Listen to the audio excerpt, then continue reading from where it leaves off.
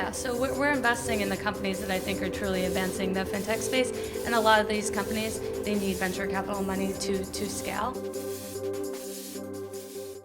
Tell us about Core Innovation. Yeah, Core Innovation Capital is a venture capital firm that invests exclusively in empowering financial services. So what that means to us is investing in startups that make people upwardly mobile or help cut costs out of their lives. The whole thesis is if you're constantly putting more money into people's pockets, they'll keep using your product or service no matter what. So we invest along several major themes. One is credit, another one what we call financial health, savings, insurance, investments, financial advice, another theme of future of work. So how are all these part-time workers and 1099s being able to cobble together enough hours and make ends meet? And we also look a lot at infrastructure plays, including artificial intelligence and bots in fintech. So, what are some of the ways your business is working to advance the fintech space? Yeah, so we're investing in the companies that I think are truly advancing the fintech space, and a lot of these companies, they need venture capital money to scale. I think what they're really doing is you saw this wave of first where financial services even existed and the ATM came in the 60s or 70s. Then you saw more democratizing financial services and these peer-to-peer lenders. And now you're seeing what we think are more empowering financial services, really letting the everyday person have access to financial services work for them.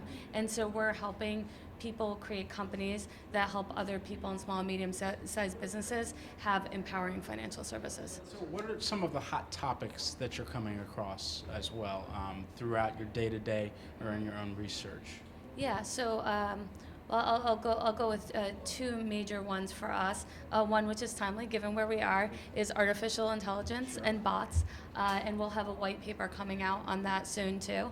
And this is really now that you have access and there is artificial intelligence, how can you use that to make, whether it's customer service more efficient, or to make financial services in general more efficient. So we're looking at the use of bots in financial advice. So there's a lot of these, if you talk to a lot of these large financial advisors, they used to only be able to hit like the top 20% of the US just because it's really expensive to serve these customers. Now they can hit more of the middle market because they don't need a person anymore. They have bots that can help and do a lot of that work.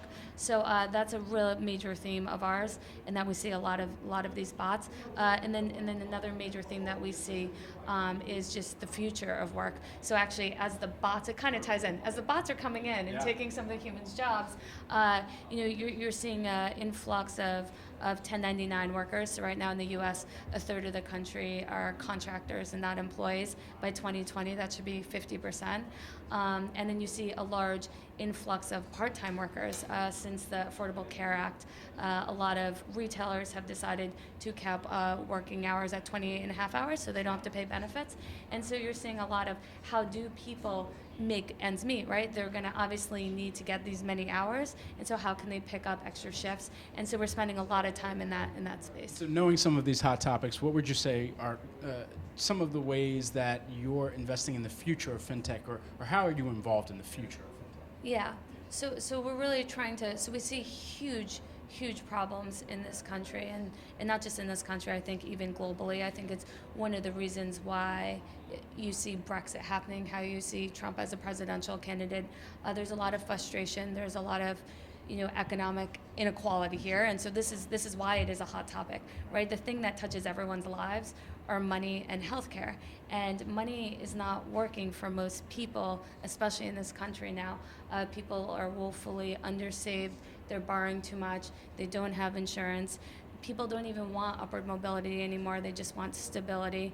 Over half the country can't come up with $400 for unexpected expenses. So these are all the reasons why it's hot topics, and what we're doing is we're trying to invest in companies that can solve people's major pain points, and these are really like huge aspects of their lives and taking up most of their lives. So that's how we're helping.